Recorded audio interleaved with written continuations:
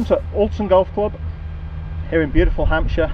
It's a stunning day and we're here looking at part 3 of how you can hit the driver better this season, more accurately and a little bit more distance.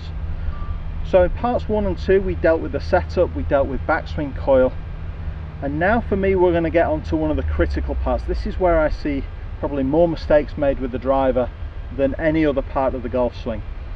And mistakes you make here you will carry all the way to impact. So the position or the shape that we're talking about here is the transition, the completion of the backswing and the start of the downswing. How do we start swinging the club towards the ball? Now, I'm sure there are many players out there who you read, follow golf on the internet, see a lot of videos out there about the golf swing starting from the ground up.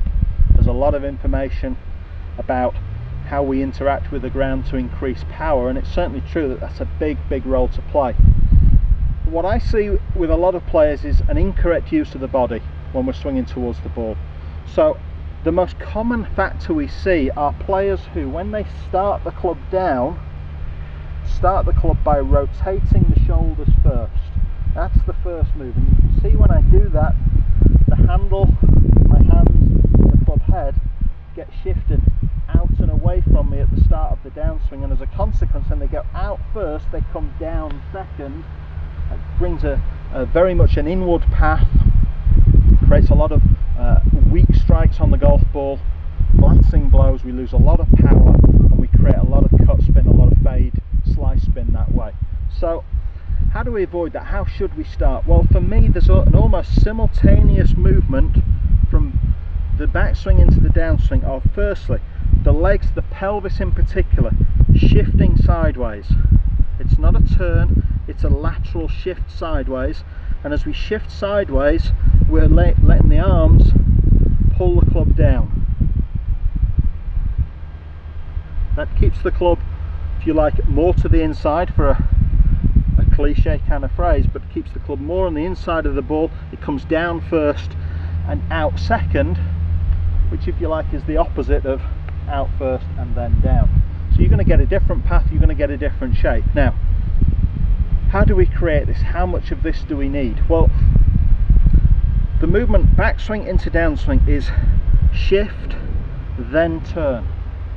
So the chest is going to turn, but it's going to be following the hips. It doesn't go first. Now, I was recently at the Open Championship, and I spent some time on the range watching Padraig Harrington, and he uses in his warm-up a great drill which I think can help you, which is called the Happy Gilmore.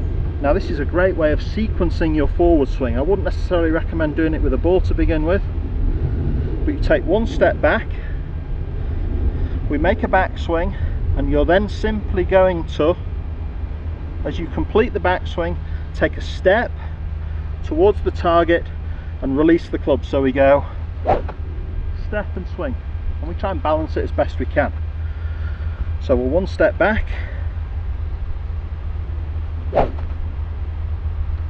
now this is something with the driver which will do a couple of things for you. Number one, it will get you the feeling of moving the body in the correct sequence on the downswing.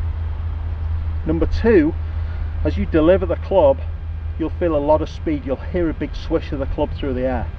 So this is a great drill to practice for understanding the downswing sequence when we're hitting the driver. Thanks for watching the How Did I Do Golf Academy. If you enjoy our videos, please share them amongst your friends. Don't forget to subscribe to the YouTube channel, that way you'll get to see all our latest footage first. And for questions and comments, join our Facebook page or follow us on Twitter, HDiD Golf Academy. We look forward to seeing you next time.